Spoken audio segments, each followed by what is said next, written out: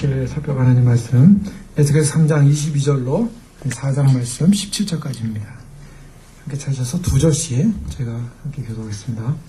오늘 본 말씀 너무나 희망이 안 보이는 말씀입니다. 사실 희망이 없는 말씀이라고 할 수가 있습니다. 왜 이스라엘 백성에게 이렇게 희망이 없는 하나님의 말씀이 증거되고 있는가?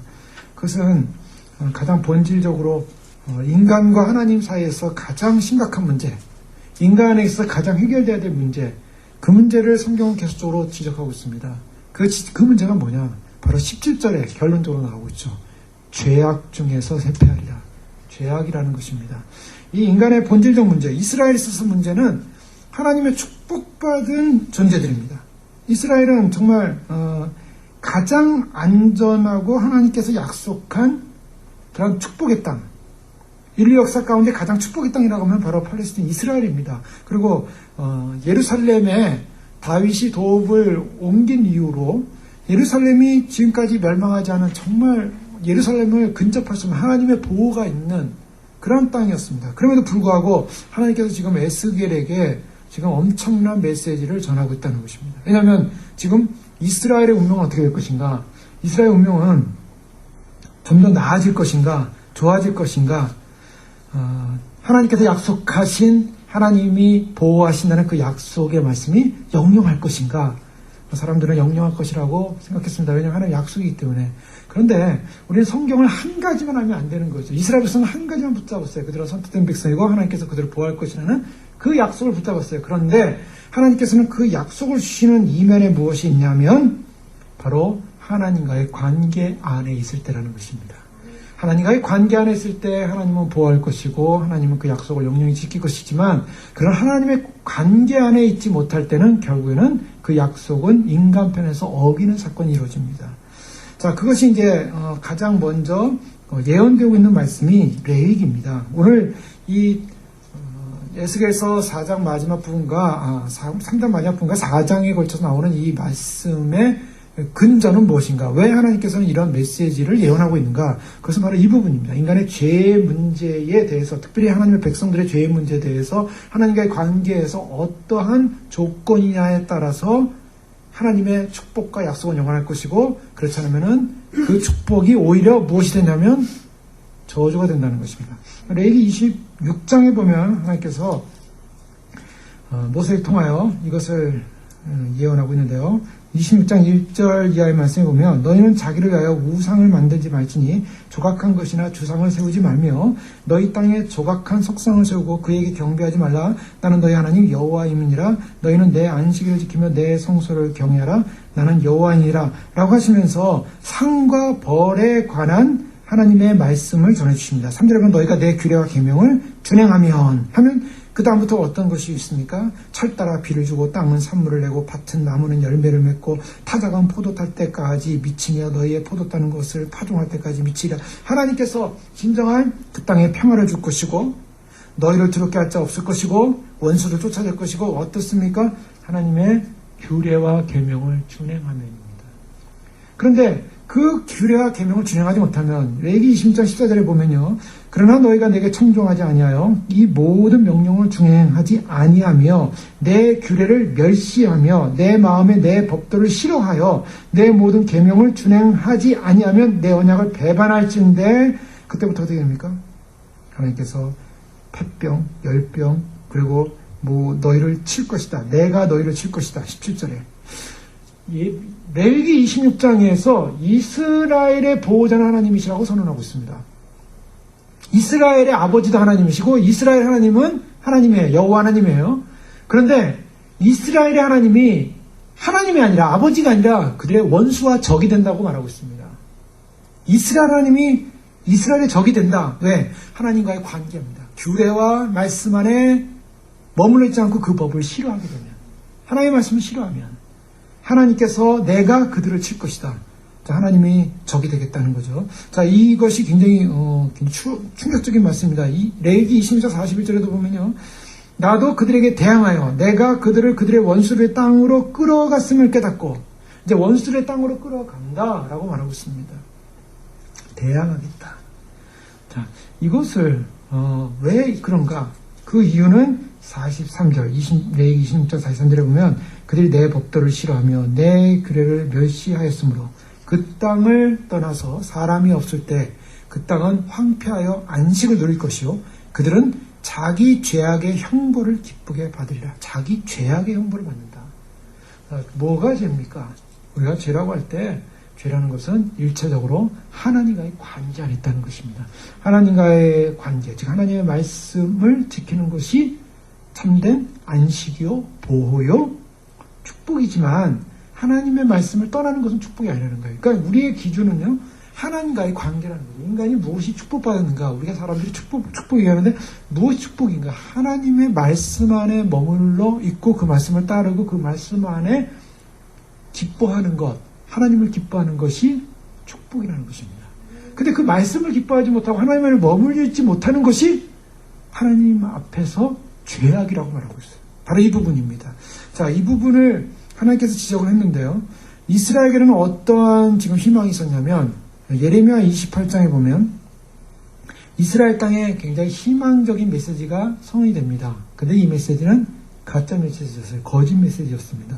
하나냐라는 선지자가 있었다고 얘기합니다. 예레미야 28장 1절에 보면 그의 곧 유다 왕 시드기야가 다스리기 시작한 지 4년에, 시드기야는 이제 유다의 마지막 왕이죠. 그 왕 4년에 기브온 이술의 아들 선지자 하나냐가 여호와의 성전에서 제사장들과 모든 백성이 보는 앞에서 내게 말하 이르되, 뭐라고 얘기했냐면 만군의 여호와 이스라엘의 하나님이 이같이 말씀하시기를 내가 바벨론의 왕의 멍에를 꺾었느니라 라고 얘기했다고 제사장들과 왕 앞에서 얘기를 합니다. 자, 이 사람은 선지자로 말하고 있어요. 선지자 하나냐.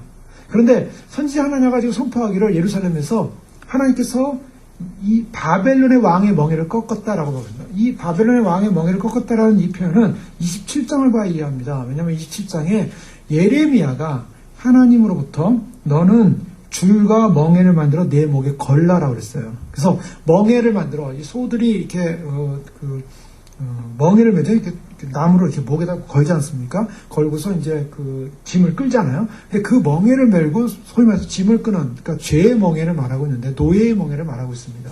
이 멍에를 나무로 만들어서 매라. 예레미야가 멍에를 나무에다 메고 다니는 거예요. 그리고 줄로 묶고, 그러면서 뭘 하냐면 이 예루살렘이 바벨론에게 포로로 잡혀갈 것이다. 바벨론의 종이 될 것이다. 라고 예언을 했어요. 27장에.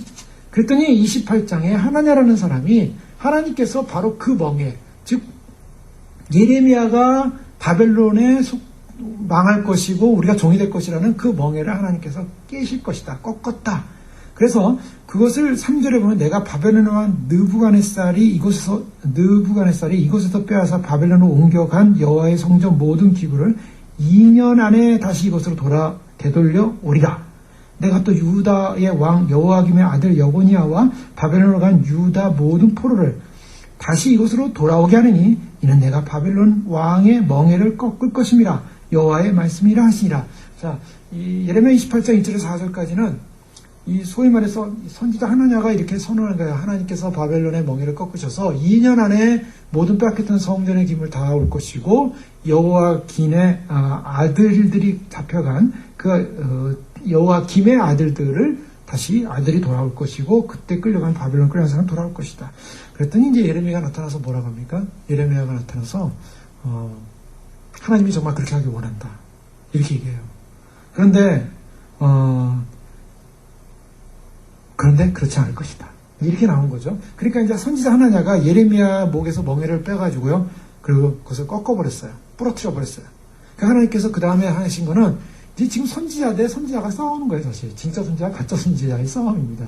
근데 가짜 선지자의 모습은 뭐냐? 하나님이 우리를 보호하시고 하나님께서 우리에게 승리를 줄 것이다. 안심을 시켜주는 거예요.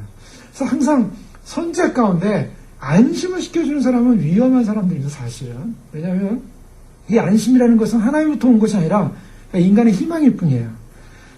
그래서 이 예레미야의 멍에를 꺾어버리니까 하나님께서 그 다음에 하신 일이 뭐냐면 쇠로 만들어요, 쇠. 그래서 못 꺾게. 그래서 15절에 보면요. 28장 15절에 보면 선지자 예레미야가 선지자 하나냐에게 이르되, 다 둘 다 선지자죠. 그런데 하나냐에게 이르되 하나냐여 들으라. 여호와께서 너를 보내지 아니하셨거늘 네가 이 백성에게 거짓을 믿게 하는도다. 그러므로 여호와께서 이와 같이 말씀하시되 내가 너를 지면에서 제하리니 내가 여호와께 패역함을 하였음이라 네가 금년에 죽으리라 하셨느니라 하더니 선지자 하나니가 그의 7째 달에 죽었더라. 자, 하나님께서 그 거짓 선지자를 죽이십니다. 그러므로 이 사건을 종결시켜요. 자, 이스라엘 백성들에게는 지금 이 1차적으로 여호와김 때 끌려갔고 다니엘도 이미 바벨론에 끌려가 있죠. 그리고 에스겔도 지금 여기 그발강가에 와 있습니다. 바벨론에서 끌려온 사람들은 아직 예루살렘은 멸망하기 전이에요. 멸망하기 5년 전입니다. 그리고 시드기야 왕이 지금 있는 상황에서 이스라엘의 희망은 뭐냐면 예루살렘이 빨리 회복되는 거예요. 그래서 하나님이 예루살렘 회복해가지고 바벨론에 끌려간 사람 다시 돌아오고 그리고 성경 기물도 다시 돌아오고 이거 얼마나 아름답습니까? 이 사람들은요 그 말에 다 귀를 기울일 수밖에 없어요. 하나님은 예루살렘을 반드시 지킬 것이다. 그런데 하나님의 메시지는 무엇입니까? 하나님의 메시지는요 좀 단호해요. 좀 더 그 하나님과 같은 메시지로서 좀 위로를 했다면 좋으시겠는데 하나님은 예레미야를 통해서 에스겔을 통해서 주어지는 메시지는 단호하시다는 것입니다. 자, 여기서 무엇을 느낄 수 있냐면 예루살렘의 운명은 결정이 됐다는 것입니다. 자, 이게 굉장히 무서운 거예요. 하나님께서 이스라엘 사람들에게 기회를 많이 줬어요. 기회를 주고 그런데 하나님의 심판의 계획이 섰을 때는 이때는 운명이 결정됐다는 것입니다. 운명이 결정됐기 때문에 하나님께서 그 다음에 처한 방식이 뭐냐면 이스라엘로 하여금 너희는 망할 것이다. 망하는 대신에 너희를 망하게 하는 바벨론에 가서 너희는 항복하고 종이 되라. 왜요? 하나님은 무엇을 계획하셨냐면 이스라엘 백성들을 다시 리뉴하기를 원하셨어요. 다시 회복하기를 원하시는 거예요. 근데 회복하는 방법이 뭐냐? 회복하는 방법은 마치 역사의 반복처럼 이스라엘 백성들이 가나안에 들어가기까지 어떤 사건을 경험했습니까? 하나님께서 아브라함을 부르시고요. 아브라함에게 애굽으로 가서 4대 만에 너희 자손이 나올 것이다 그랬어요. 애굽에서 4대 동안 있는 동안에 어땠습니까? 요셉이 먼저 갔고 4대가 거치는 동안에 마지막 모세 통해서 나오기 직전까지에는 이스라엘 백성들이 거기서 엄청나게 고생합니다. 고생해가지고요. 너무나 힘들고 너무나 정말 노예로서의 고생이 너무 심하니까 하나님께 부르짖지 않습니까? 하나님 우리를 살려주십시오. 해방시켜 주십시오. 하나님 모세를 통해서 구원하는 사건이 벌어져요. 그러고 나서 가나안에 갔으면 좋은데 가나안에 못 들어가고 원방불평하고서 결국 40일을 정탐한 40일의 정탐의 수대로 40년을 광야에서 있게 됩니다. 그리고 가나안에 들어갔어요. 자, 하나님께서 가나안에 들어갈까지 어떤 과정을 겪냐면 애굽에서의 약 400년간의 기간, 그리고 광야에서의 40년의 기간, 그리고 가나안에 들어가게 했어요. 자, 이 과정을 하나님은 다시 이스라엘을 훈련하기를 원하시는 모습처럼 오늘 보인다는 겁니다. 이것을 정확하게 어떻게 해석할지 사람들마다 그 해석이 분분합니다. 그러나 오늘 이 에스겔 선지자에게 하나님께서 무엇을 약속하냐면 일단은 에스겔에게 네가 벙어리가 될 것이다. 지난주에 잠깐 살펴봤죠. 벙어리가 될 것이다. 완전 벙어리가 되는 건 아니에요.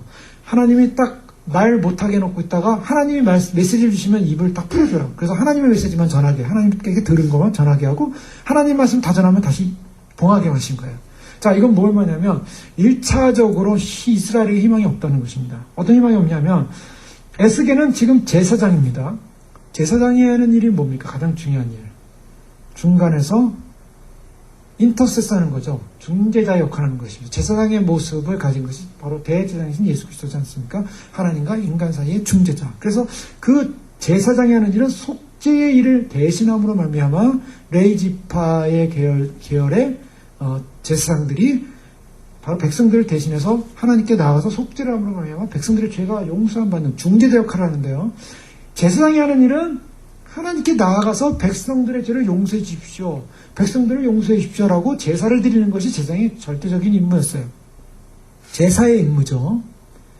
그런데 하나님께서 지금 에스겔을 제사장이었던 에스겔을 불러서 어떤 역할을 시키냐면 말을 못하게 하시는 거예요.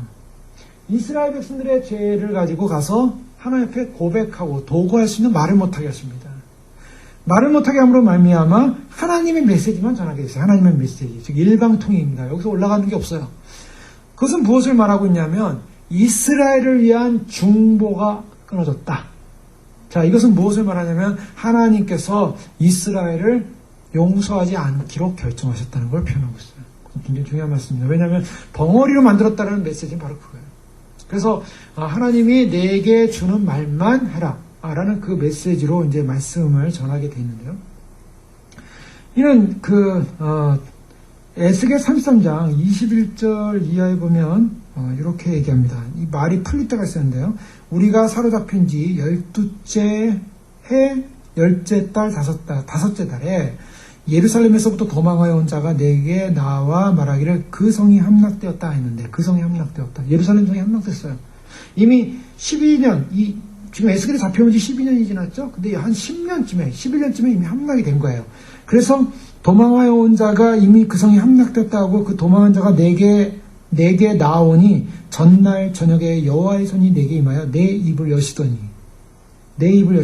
다음 아침 그 사람이 내게 나올 때 그때 내 입이 열리기로 내가 다시는 잠잠하지 아니하리라.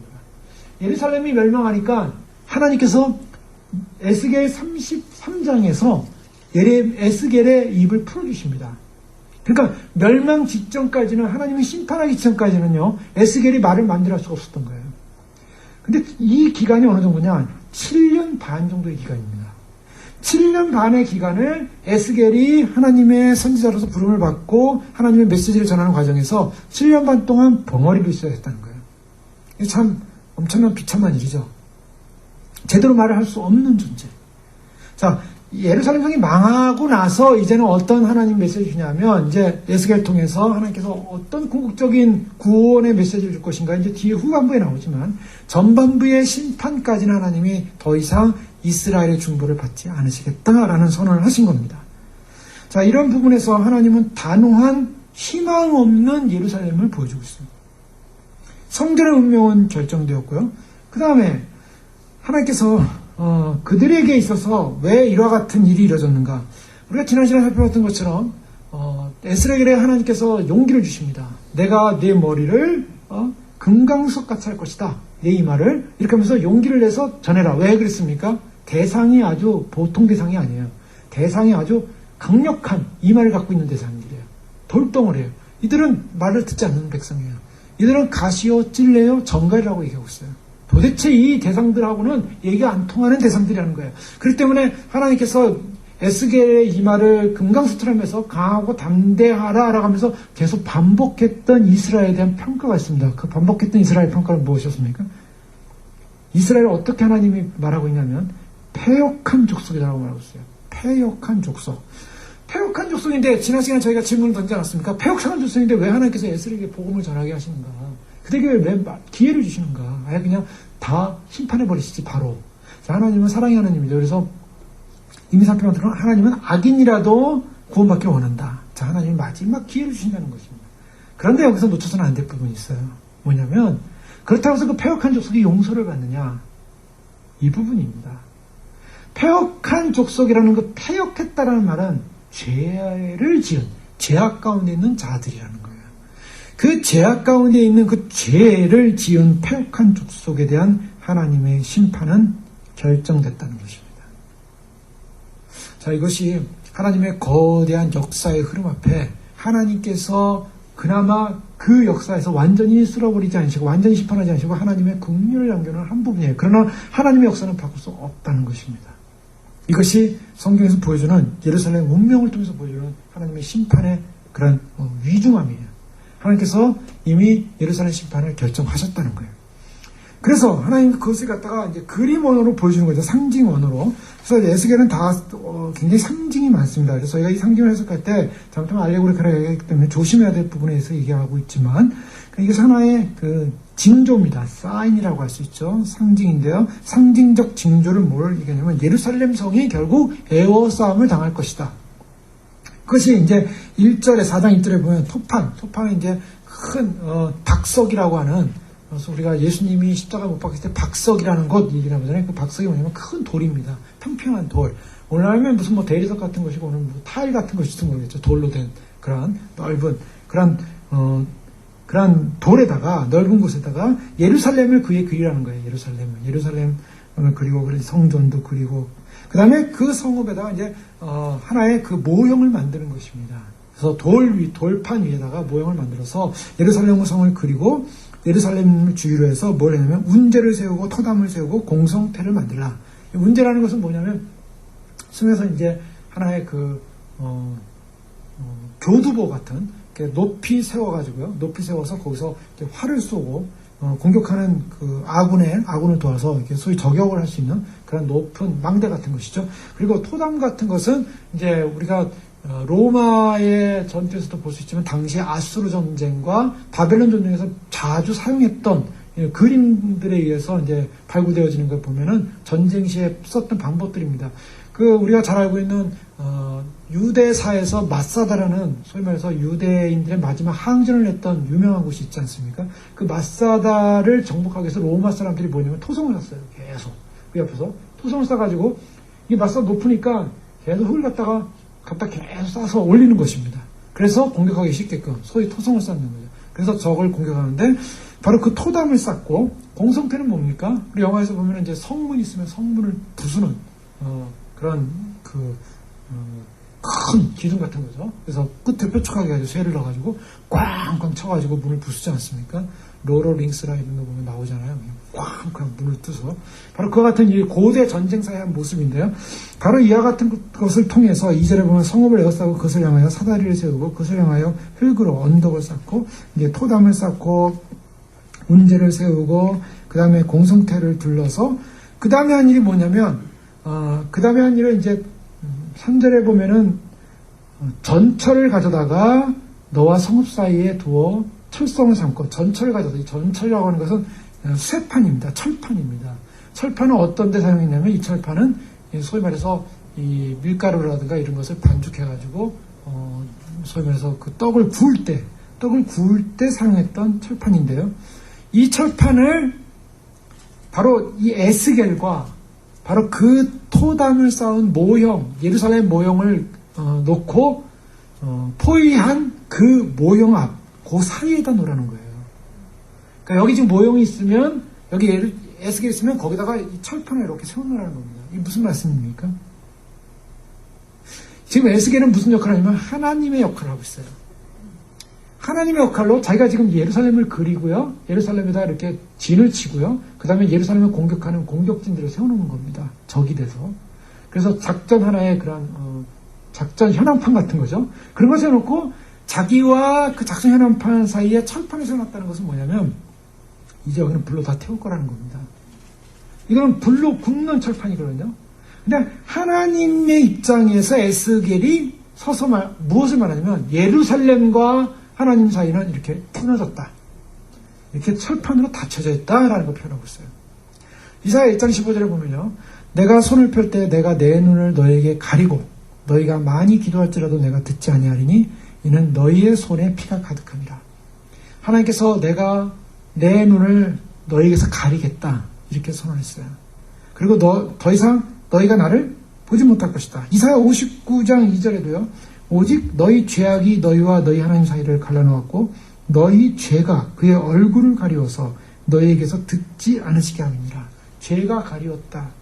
이렇게 표현하고 있습니다. 자, 하나님께서요. 예레미야가 3장 44절 말씀에도 보면 주께서 구름으로 자신을 가리사 기도가 상달되지 못하게 하시고 하나님과의 관계성 속에서 하나님과의 관계가 끊어진 것을 말하세요. 에스겔서 7장 22절에도 보면 주님이 이렇게 말씀하십니다. 내가 또 내 얼굴을 그들에게서 돌이키리니 그들이 내 은밀한 처소를 더럽히고 포악한 자도 거기 들어와서 더럽히라. 내가 그들에게서 내 얼굴을 돌이키겠다. 자, 성전의 이 예루살렘 성전, 예루살렘의 운명은 결정됐다는 거예요. 지금 바로 그걸 보여주고 있는 것입니다. 그런데 아까 표현했던 것은 장면은 재밌어요. 예레미야서 아까 살펴봤던 28장으로 돌아가면 예레미야 상황은 하나님의 거짓 예언으로 인해서 사람들은 앞으로 예루살렘은 우리는 회복될 것이다. 하나님이 2년 안에 회복한다고 하셨다.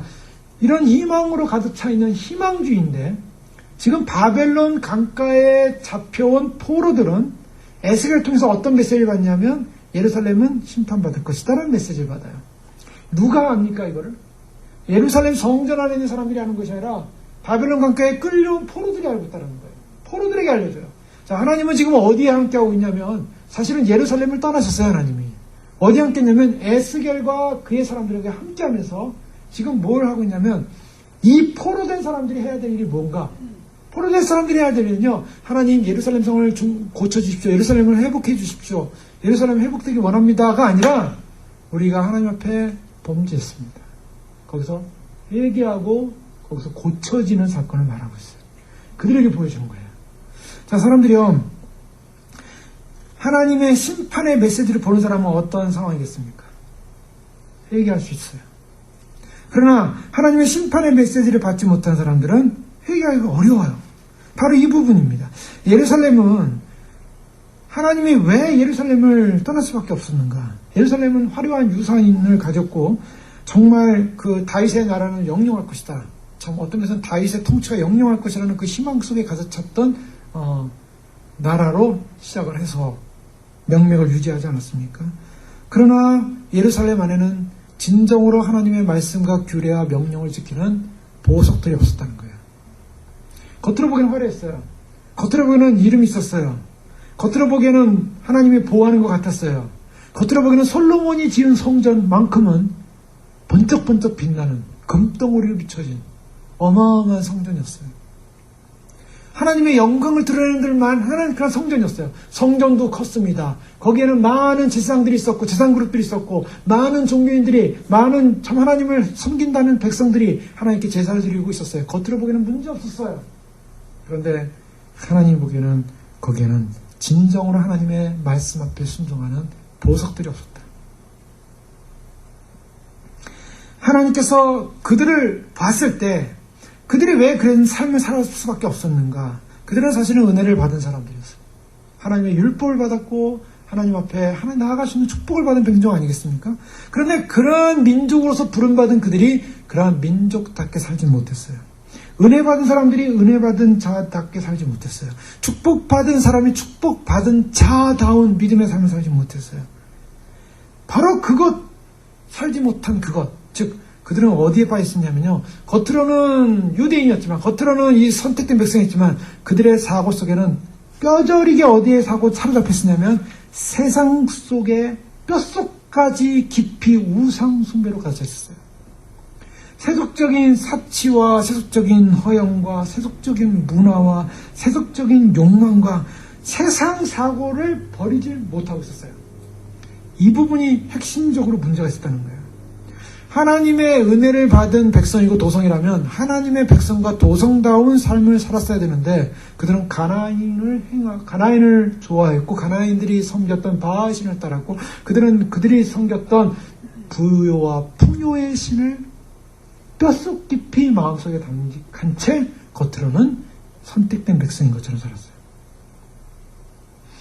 자, 하나님이 보실 때 하나님이 이스라엘의 멸망에 대한 결정적인 여러 가지 이유가 있겠지만 그 결정적인 이유가 한 가지가 성소로 더럽힌 것에 있습니다. 에스겔서 5장 11절에 보면요. 그러므로 나 주 여호와가 말하노라 내가 나의 삶을 두고 맹세하노니 내가 모든 미운 물건과 모든 가증한 일로 내 성소를 더럽혔은즉 나도 너를 아끼지 아니하며 긍휼을 베풀지 아니하고 미약하게 하리라. 어디를 더럽혔다고 얘기합니까? 성소를 더럽혔다는 거예요. 자, 성소를 더럽힌 거, 이거 우리는 구약 상황으로만 해석하면 아닙니다. 이 성소를 더럽혔다는 것은 하나님의 백성은 신약에서는 어떻게 봤죠? 옛날에는 예루살렘에 있는 성전이었지만 이제는 너희는 하나님의 거룩한 성전이라. 자, 우리가 하나님의 거룩한 성전으로서 어떤 삶을 살아야 됩니까? 성전을 깨끗하게 해야 되는 거예요. 성전을 정결하게 해야 되는 거죠. 이런 의미에서 구약과 신약은 연결이 돼 있어요. 우리가 예수 그리스도를 믿고 나면 성령을 받게 되면 하나님의 성전이라. 그러면 거룩한 삶을 살아야 되는 거죠. 거룩한 존재로 부름을 받았어요. 에스겔서 43장 7절 9절에 보면요. 에스겔 43장 전체가 사실은 성전에 관한 얘기예요. 하나님의 영광이 떠났던 그 예루살렘 성전 안으로 에스겔 43장 4절에 보면 다시 하나님의 영광이 들어옵니다. 성전으로. 동문을 통해 들어와요. 지금도 예루살렘 성, 저는 안 가봤지만 이제 유튜브나 이런 걸 통해서 가끔 봅니다. 보면요. 예루살렘 동편에 있는 그 예루살렘 성문은 지금 닫혀 있어요. 지금 닫아놨습니다. 그리고 하나님은 어디서 오시냐? 하나님은 동쪽에서 오신다고 믿어요. 유대인들은요. 이 에스겔서에 의하면. 그래서 여호와의 영광이 동문을 통해 성전으로 들어간다. 동문, 예루살렘 동문이 있거든요. 동문을 통해 성전의 동문을 지금 막아놨어요. 하나님이 아직 안 오셨기 때문에. 메시아가 오면 그 동문이 뚫릴 거예요. 근데 뭐 지금 동문을 뚫려도 그 위에는 지금 황금 그 돔이 있지 않습니까? 이슬람 성전인데 그걸 이제 부셔야 되고, 그걸 부수면 이제 거기다가 성전을 지으려고 하는데, 지금 이스라엘 사람들은 하여간 전쟁 중이에요. 이것을 짓는 전쟁의 문제가 최첨의 문제고, 이것이 짓는 그 순간에 이제 아랍권과의 심각한 문제가 될 것이고, 이것이 종말론적인 마지막 하나님의 심판의 때로 우리의 상징이고, 우리가 하나님의 역사의 시계로 보고 있는 거 아닙니까? 근데 그 동문으로 하나님이 들어와서 성전에 들어가시는 이 역사를 보면서 에스겔이 그걸 보고 있는 거예요. 그런데 하나님께서 6절에 보면요, 성전에서 내게 하는 말을 내가 듣고 있을 때 어떤 사람이 내 곁에 서 있더라. 그가 내게 이르시되, 인자, 이는 내 보좌에 쳐서 내 발을 두는 처소, 내가 이스라엘 족속 가운데 영원히 있을 것이라. 이스라엘 족속 곧 그들과 그들의 왕들이 음행하며 그 죽은 왕들의 시체로 다시는 거룩한 이름을 더럽히지 아니하리라. 그들이 그 문지방을 내 문지방 곁에 두며 그 문설주를 내 문설주 곁에 두어서 그들과 나 사이에 겨우 한 담이 막히게 하였고, 또 그 행하는 가증한 일로 내 거룩한 이름을 더럽혔으므로 내가 노하에 멸망시켰거니와, 이제는 그들이 그 음란과 그 왕들의 시체를 내게서 멀리 제거하여 버려야 할 것이라. 그리하면 내가 그들 가운데 영원히 살리라. 무슨 말씀입니까? 성전 안에서 음행이 행해졌다는 거예요. 음행이라는 것은 영적 간음을 말하고 있어요. 즉, 성전 안에 우리가 이미 살펴본 것처럼 성전 안에 방들이 있는데, 방들이 많은데 그 방들 안에다가 우상숭배, 태양신을 섬기고, 번영의 신을 섬기고, 음행의 신을 섬기고, 그래서 그들은 하나님을 섬기는 것 같았지만 사실은 세속적 영으로 가득 차 있었다라고 말하고 있어요. 바로 성전이 더럽혀진 사건, 이 성전이 더럽혀진 사건 때문에 결국 성전의 타락은, 하나님께서 이것을 어떻게 이제 상징적으로 보여주냐면, 자, 이렇게 징조가 돼서 예루살렘은 이렇게 무너지고 이렇게 공격을 받을 것이다 라는 걸 보여주면서요, 4절 5절에 보면 갑자기 하나님께서 너는 또 왼쪽으로 누워 이스라엘 족속의 죄악을 짊어지되 내가 눕는 날수대로 그 죄악을 담당할지니 390일간을 왼쪽으로 누우라고 말하고 있어요. 그 다음에 그것이 끝난 다음에 40일간을 누우라. 6절에 보면 그 수가 차거든 너는 오른쪽으로 누워 유다 족속의 죄악을 담당하라. 내가 네게 40일로 정하였느니 하루가 1년이라. 자, 이것을 그냥 간단하게 보면 이스라엘 족속, 즉 북이스라엘 통일을 위해서 390일 눕고 남유다를 위해서 40일을 오른쪽으로 누우라라는 이런 표현 같아요. 근데 이건 뭐 여러 가지 해석이 분분합니다. 그러나 이것을 시기적으로 볼 때 여기서 하루를 1년으로 계산한다 그랬어요. 1일이 1년이라, 하루가 1년이라. 6절에 보면 그렇게 나오죠? 그러면 390년에 대한 죄악을 씻는 작업입니다. 죄악에 대한 형벌의 작업이라고 볼 수도 있어요. 40년에 대한 죄악에 대한 형벌의 작업을 볼 수 있어요. 그래서 390년이 무슨 해를 말하고 있는가? 여러 가지 해석이 있지만, 에스겔서에 나오는 전반적인 주제, 하나님께서 에스겔서를 통해서 예루살렘이 왜 멸망돼야 되고 심판받아야 되는 이유를 말하고 있지 않습니까? 조금 살펴봤던 것처럼 에스겔 43장에서 하나님께서 왜 예루살렘을 멸망시켰는가? 하나님 왜 성전을 떠나셨는가? 그리고 43장에 예루살렘 멸망되고 다시 성전에 돌아오십니다. 이거 환상으로 보는 거예요. 성전에 다시 하나님의 영이 돌아오는 것을 환상으로 보는 그 에스겔을 통해서 뭘 메시지를 주고 있습니까? 성전이라는 거예요. 그러면 지금 이스라엘의 범죄 가운데 가장 큰 범죄는 성전을 더럽힌 범죄. 그 성전이 무엇인가? 솔로몬 성전부터 시드기야 때 예루살렘이 멸망하면서 성전이 무너지기까지가 약 한 400년 기간을 보고 있는 거예요. 400년 기간 동안에 성전이 무너진 것에 대한 죄값에 대한, 이스라엘이 하나님의 성전을 더럽힌 것에 대한 죄값을 에스겔을 통해서 지금 이렇게 하나의 그 액션을 통한 하나의 연극 같기도 하고 드라마 같기도 한 하나의 메시지를 전하고 있어요. 또 40일을 오른쪽으로 돈다라는 이 40일 개념 속에는 무엇이 담겼냐면, 하나님께서 이스라엘 백성들을 광야에서 40년을 돌게 했죠. 이스라엘의 그런 속죄, 하나님을 신뢰하지 못한 속죄에 대한 40년. 어떤 사람은 이렇게 역사적으로요, 애굽에서의 한 400년 기간을 390년의 기간으로 보고 40년을 광야로 보고, 어쨌든 이것은 해석이 분분하지만 이런 내용을 담고 있어요. 중요한 것은, 이 횟수가 분명한 것은 하나님 앞에 범죄한 이스라엘의 역사의 횟수로 볼 수밖에 없다는 것입니다. 그래서 이 이스라엘에게 범죄한 하나님 앞에서의 범죄를 하나님께서는 다시 이들을 바꿀 계획을 했다는 거예요. 이것을 에스겔에게 보여줌을 말미암아 다시 이 이스라엘 백성들의 범죄한 것을 에스겔이 지금 자신이 그것을 대리적으로 진다기보다는 대표적으로 이 행위를 하고 있는 거예요. 대표적으로 어떤 선지자적인 행위를 통해서 하나님께서 이렇게 칠 것이다. 예레미야 21장 5절에 보면 내가 든 손과 강한 팔, 예레미야 21장 15절 곧 진노의 분노와 대노로 친히 너희를 칠 것이며 에스겔서 20장 23절에도 또 내가 내 손을 들어 광야에서 그들에게 맹세하기를 내가 그들을 이방인 중에 흩으며 여러 민족 가운데 치리라. 하나님께서 바로 이와 같은 하나님의 심판 계획을 이렇게 지금 보여주고 있다. 그래서 우리가 알아야 될 것이 무엇입니까? 하나님의 계획이에요. 인간들의 계획, 인간의 생각의 계획은 문제없을 것이다. 이렇게 말하고 있지만 하나님께서 에스겔을 통해서 보여주는 하나님의 계획은 바로 미래의 계획은 인간들이 아무리 가치 있는 자기의 생각으로 안전할 것이라는 계획을 세워도 소용없다는 것입니다. 하나님의 계획이 뭐냐? 인간 개조, 즉 이스라엘 개조를 위한 계획을 갖고 있어요. 그 이스라엘 개조를 위한 계획 가운데 하나가 심판이었어요. 그래서 심판을 통해 하나님의 의를 드러냈을 뿐만 아니라 거기서 포로로 잡혀온 사람들을 하나님 앞에서 회개하고 회복시키기 원하시는 것.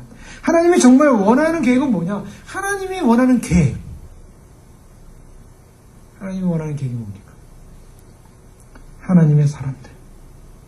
그 하나님의 사람들이 세워지길 원한다는 거죠. 믿음의 신앙자들. 중심이 바뀐 사람들. 변화된 사람들. 사람들은요, 세상에서 가장 가치 있는 것을 찾아 헤매요. 가치 있는 일. 그래서 우리 자라는 학생들에게, 장래 커서 무엇이 될 것이냐. 그러면 요즘에 학생들이 뭐가 될 거냐 하면은 다 안정된 직업에 편안한 삶, 이것을 위한 사람이 되기를 원한다. 이렇게 쉽게 얘기하죠. 세속적인 가치관을 갖고 있다면. 아니면 좀 더 의미 있는 삶을 살겠다. 나는 조국을 위해 살겠다. 미국이라는 나라를 위해 살겠다. 미국이라는 나라의 조국을 위해 살겠다. 그런 삶을 가질 수 있어요. 자, 좀 더 내가 인류를 위해서 뭔가 좋은 일을 하겠다. 그래서 어떤 학생들 가운데는 내가 유엔에 가서 이 세상에 핍박받고 어려움 당하는 그러한 사람들 인권을 보장하는 일을 하겠다. 나는 국제 변호사가 되겠다. 나는 그래서 국제사회에서 어려움을 당하는 사람들을 돕겠다. 여기까지 해도 굉장히 가치가 높아지죠. 점점요. 나 혼자 잘 먹고 잘 살겠다 해서 조금 이제 나라와 민족을 생각하다가 그 다음에 조금 더 인류를 생각하는 단계까지 올라요. 그래서 나는 벌써 고등학생, 대학생 가서 유엔 같은데 가서 가서 그냥 보조 일도 좀 해가면서 내가 앞으로 이런 유엔에서 큰 일을 하겠다. 그런 꿈을 갖고 일을 하는 사람도 있어요. 그래서 그런 길로 가는 사람도 있고요. 자, 왜 그렇습니까? 인간에 있어서 인간이 가지고 있는 하나의 가치성이 있다면 나는 가치 있는 도를 찾으러 가겠다. 어떤 사람 보니까 이 별똥별 있지 않습니까? 이 커밋이라 그러죠. 지구에 떨어진 별. 그것만 찾아다니는 사람이 있더라고요. 히스토리 채널에 보니까요. 그래서 별이 어디 떨어집니까? 그래서 그 근처에 가서 별 맞추니까 이거 하나 메고요. 별 찾으러 다니는 거예요. 온 세상을 다 뒤져서 별을 찾아오더라고요. 그래서 자기가 찾은 별들이 있어요.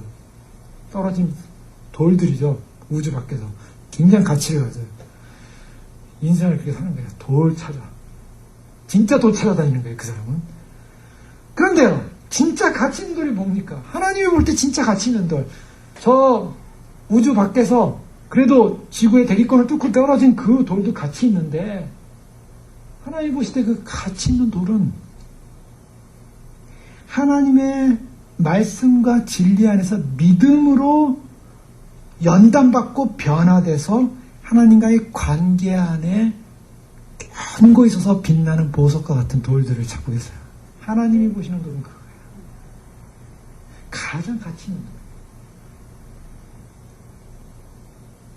세상에서 아무리 굉장한 도시도요, 바로 하나님과의 관계 안에 믿음 안에 있는 보석으로 변화되지 않은 돌이 없는 곳이라면 쓰레기라는 거예요. 예루살렘이 아무리 우리가 볼 때 이스라엘이 아무리 하나님의 선민이요 이렇게 선택받은 백성처럼 보인다 할지라도 하나님과의 관계성 안에서 믿음으로 하나님을 섬기고 하나님을 사랑하고 하나님으로 인정하고 하나님 뜻대로 살고 가난의 사고방식을 다 집어던지고 우상숭배를 다 집어던지고 뼛속같이 뿌리박힌 인간의 허영과 인간의 죄성과 인간의 자기만족과 인간의 자기라는 그 죄성을 끊어버리고 하나님 그분 한 분만 섬기지 못하는 도시라면 쓰레기라는 거예요. 하나님이 불태워버리겠다.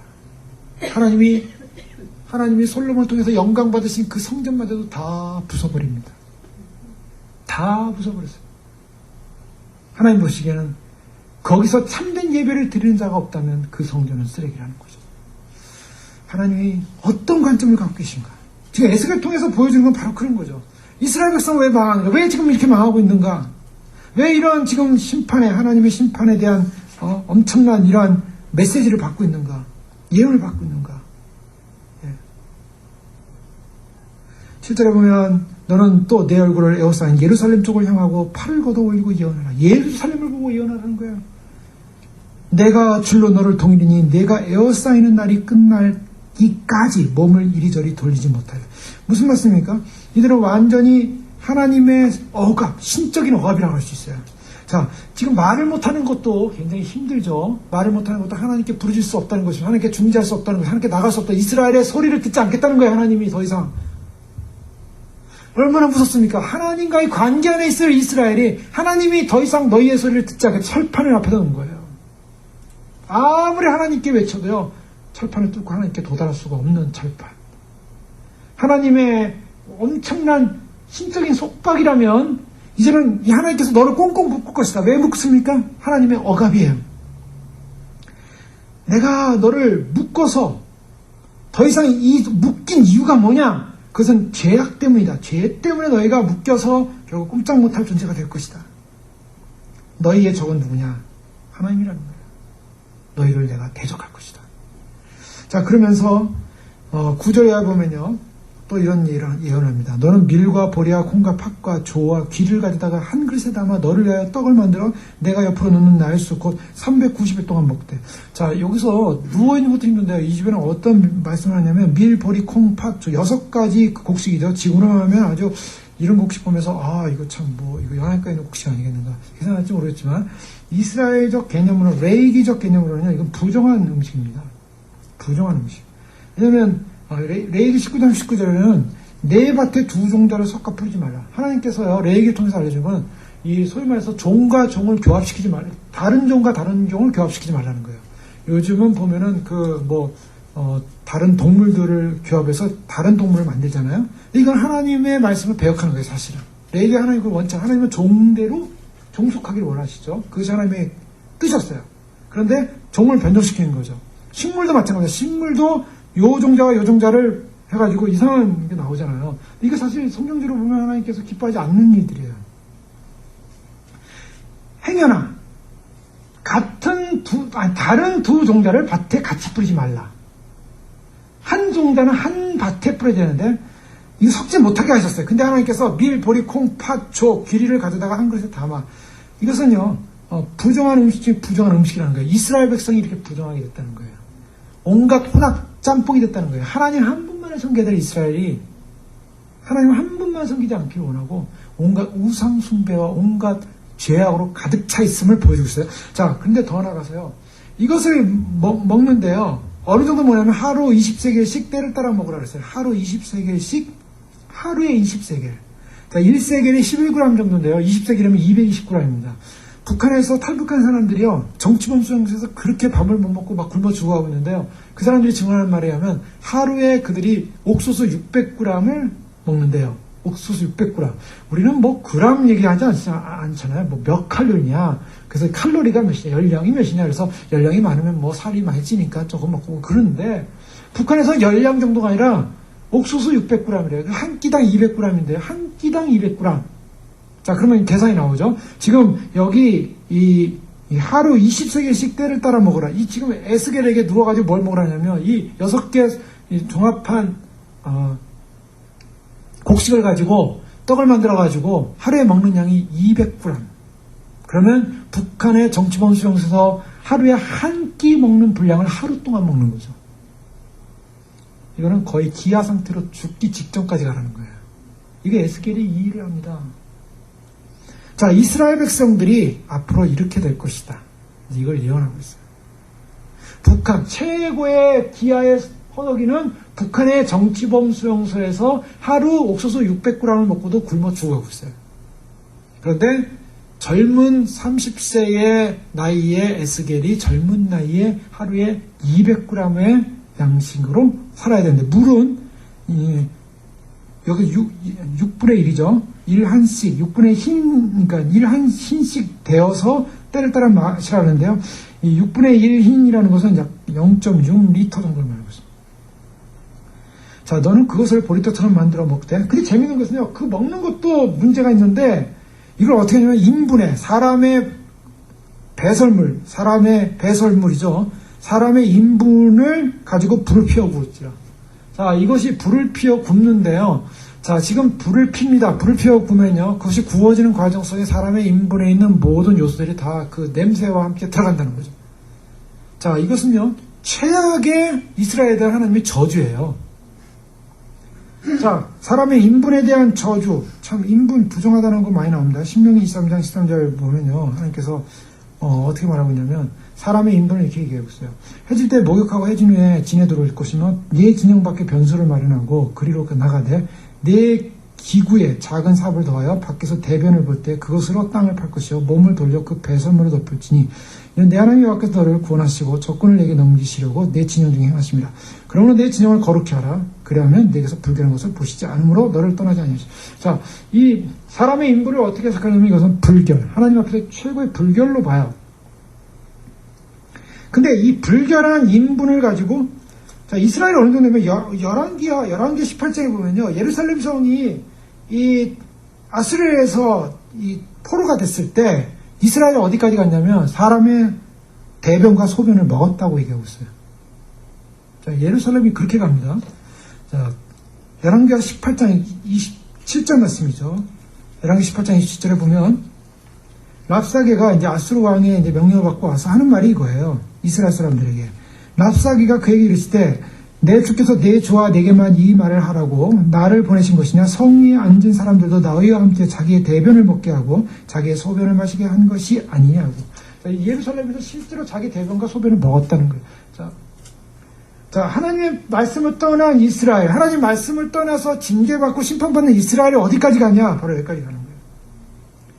자, 이사야는 이사야 20장 3절에 보면, 거의 옷을 다 벗고, 이스라엘 사람들이 지금 옷을 벗고, 배하게 만들었어요. 옷을 벗고. 이사야, 3년 동안 옷을 벗고 배합니다. 여호와께서 이르시되 나의 종 이사야가 3년 동안 벗은 몸과 벗은 발로 다니며 애국과 굿에 대하여 징조와 예표. 자, 이 선지자들이 하는 일이 바로 이러한 고통스러운 일을 했어요. 하나님의 심판이 이럴 것이다. 너희가 이렇게 벌거벗긴 채 끌려갈 것이다. 이거는 물론 이방 땅에 대한 하나님의 예언이었지만은 하나님이 심판을 행할 때 어떻게 행할 것인가? 인분에 불을 붙여가지고 사람의 배설물을 가지고 불을 붙여서 음식을 먹으라니까 바로 에스겔이 이것에 대해서 철저하게 반대합니다. 항변하죠. 14절에 보면 내가 말하되 주 여호와여 나는 영혼을 더럽힌 이 없었나이다. 어려서부터 지금까지 스스로 죽은 것이나 짐승이 찍힌 것을 먹지 아니하였고 가증한 고기를 입에 넣지도 않았다. 이 정도도 안 했는데 어떻게 사람의 인분을 가지고 어떻게 먹겠습니까? 안 됩니다. 안 돼. 이렇게 하니까 하나님께서 바꾸시죠. 여호와께서 이르시되 내가 이르시되 쇠똥으로 인분을 대신하기를 하느니 너는 그것으로 떡을 굽지. 자, 이것은 하나님께서 허락했다 그래서 하나님의 그 저주가 약화됐다는 게 아닙니다. 단지 하나님의 메시지는 인분을 가지고 떡을 해서 먹는 그러한 종류로 갈 것이다. 자, 이스라엘 백성은 왜 이렇게 천덕꾸러기가 됐는가? 왜 인분을 연료로 해서 밥을 할 정도로 비참한 취급을 받고 있는가? 사실은 이스라엘 백성은 존귀한 백성들이에요. 그들은 천사보다 더 귀한 대접을 받는 백성들이었어요. 천사가 와서 수종 들고 돕는 백성들이었어요. 그런데 만사를 제쳐두고 하나님 한 분만을 기쁘시게 해야 되는 것이 이스라엘의 정체성이었음에도 불구하고 하나님과 맺은 언약을 저버리고 우상을 숭배하고 자기를 위해 살고 세상을 사랑했고 결국 하나님의 말씀을 거역한 대가가 인간 이하의 짐승과 같은 수준으로 떨어뜨렸다는 거예요. 여기서 우리는 굉장한 이 하나님의 이 심판의 때가 임할 때 어떠한 하나님의 징계가 임할 것이라는 것을 우리는 가늠할 수 있게 합니다. 이 세상을 사랑한 하나님께서 이스라엘 백성들을 사랑하시고 하나님을 택하시고 또 그들에게 하나님을 하나님으로 섬기고 하나님 앞에 살 것을 하나님께서 요청하셨는데 그들이 하나님을 향하지 않았다는 거예요. 하나님을 향하지 않았어요. 하나님을 향하지 않은 성전, 하나님을 향하지 않는 제사, 하나님을 향하지 않는 그들의 종교 행위를 하나님 받지 않으시고 하나님께서 기뻐하지 않으셨다는 거예요. 하나님께서 주신 그 은혜를 그들은 지켰어야 돼요. 그것이 그들의 의무였어요. 하나님의 축복받은 사람답게 그들은 반드시 살았어야 했어요. 그런데 그렇지 못했어요. 그래서 하나님께서 인분으로 떡을 구워서 먹게끔 하기까지 이러한 일을 이루셨다는 거예요. 그래서 하나님께서 점점점 어떻게 합니까? 떡과 물이 부족하여 17절에 보면요. 떡과 물이 부족하여 피차에 두려워하며 떨며 죄악 중에 쇠패하리라. 자, 이것이 이스라엘에게 주어진 에스겔 통해서 1차적으로 보여주는 메시지 중에 하나예요. 저들이 두려워하며 떨며 바로 이 부분이에요. 저들이 민답하며 피차에 민답하며 결핍하여 피차에 민답하며 그 죄악 중에 쇠패하리라. 그 민답하여라는 것이요. 두려워하며 떤다는 거예요. 두려워하며 떨며. 예레미야가 고통을 당할 때 예레미야가 소집 감옥에 갔는데요. 감옥에 갔을 때 이렇게 얘기하고 있어요. 예레미야 30장 21절에 이에 시드기야 왕이 명령하여 예레미야를 감옥들에 두고 떡 만드는 자의 거리에서 매일 떡 한 개씩 그에게 주게 하며 성중에 떡이 떨어질 때까지 이르니라. 예레미야가 감옥들에 머무려 성중에 떡이 떨어질 때까지 이르니라. 지금 예루살렘 성에 떡이 다 떨어집니다. 그때까지. 자, 지금 에스겔이 예언하는 그 예언과 예레미야가 당하는 바로 예레미야서 통해서 보여주는 메시지는 일치하고 있어요. 떡과 물이 결핍하여 피차에 민답하여 저차에 두려워하며 떨며 쇠패하리라. 이것이 하나님의 거룩한 백성이 당하는 현실이었어요. 하나님만 붙잡고 하나님 앞에 나아가야 될 이스라엘 백성들이 하나님 붙잡지 못했기 때문에 당한 이 일. 자, 그럼 이 메시지를 왜 줄까요? 왜 줄까요? 그것은요, 그렇게 편안하게 보였고 그렇게 안심했던 예루살렘은 그 배역행위에서 하나님 앞에 그들은 이러한 심판을 받지만 이제 이 심판받는 상황에서 이것을 미리 에스겔과 더불어서 그발강가에 끌려온 하나님의 사람들은 이 포로 생활에서 진정한 회개와 하나님을 향한 말씀과 규례를 다시 회복하라는 그 기회를 주시는 것입니다. 바로 그 기회를 통해서 하나님이 결국 70년 만에 이제 회복을 하시는 그런 약속을 주시죠.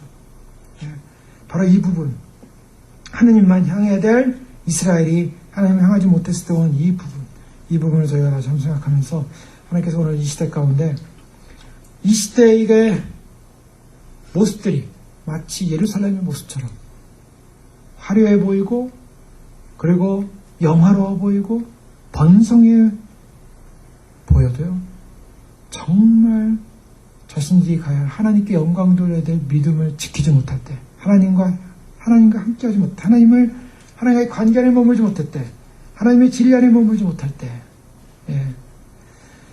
그때 어떻게 되겠습니까? 그때는 예루살렘의 멸망처럼 멸망이 온다는 거죠. 자, 주님이 다시 오신다는 것은 사실은 바로 그 부분을 강조하고 있습니다.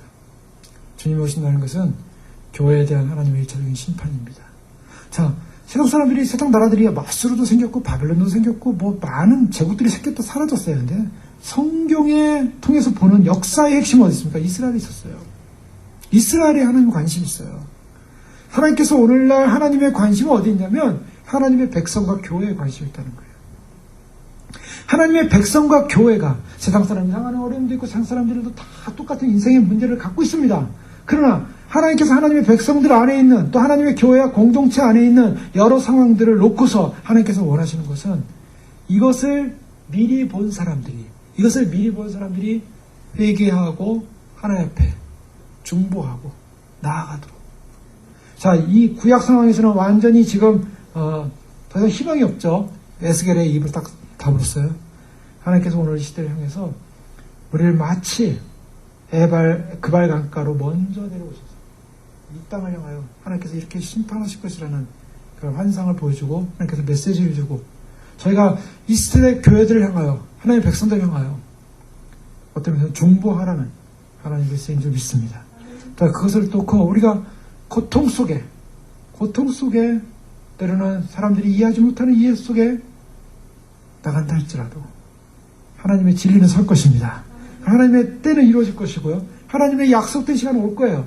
그 약속된 시간이 오는데 오기 전에 기회라는 거죠. 바로 그것을 위해서 저희도 또한 중보하는 귀한 믿음의 승리가 있길 주의 이름으로 축원합니다. 같이 기도하겠습니다. 이 시간 기도할 때 에스겔을 통해서 하나님 보여주신 것은 절망입니다. 예루살렘의 절망. 더 이상 어떤 희망이 안 보입니다. 그래서 하나님이 운명의 날을 정했다는 것이죠. 그렇게 축복받아야 될 이스라엘이 예루살렘이 저 모습으로 갔을 때는 참으로 하나님 앞에 죄악이 얼마나 무서운가, 하나님과의 관계 안에 있지 못함이 얼마나 무서운가. 사람들은 죄를 지으면서도 그 죄가 자기에게 큰 영향을 주지 않을 거라고 생각을 하고 삽니다. 그래서 교회들은 슬금슬금 세속화되기 시작했고 하나님을 떠나기 시작했고 교회 안에 우상단지를 섬기기 시작했고 배금주의, 물질주의, 번영주의, 성공주의, 향락주의, 온갖 엔터테인먼트 다 가지고 들어와서요. 온갖 짬뽕이 되어진 하나님의 성전을 더럽힌 하나님의 진노를 찾는 그런 마지막 시대의 교회들이 되어버렸습니다. 그러면서도 안심하라. 하나님 우리를 지킬 것이다. 고난이 있다면 고난도 하나님이 다 해결해 주셔서 다 아무 문제 없을 것이다.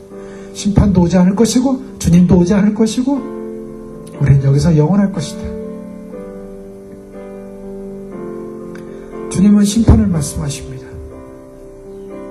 주님은 주님의 심판을 결정하셨습니다. 바로 이 시대. 지금 미국 장로교에서 어느 장로교 제가 정확히 확인 안 해봤는데 미국에서 난 뉴스인데요. 미국 장로교에서 회교권 사람들과 아랍권 사람들과 합쳐서 성경에 나오는 하나님과 예수 그리스도를 빼버리고 아랍의 하나님으로 바꿔 성경을 개조한다고 합니다. 그런 시대까지 와 있어요. 그것이 얼마나 어떻게 영향을 줄지 모르겠지만 자, 성경마저도 이제는 완전히 변개시켜가는 세대에 와 있습니다.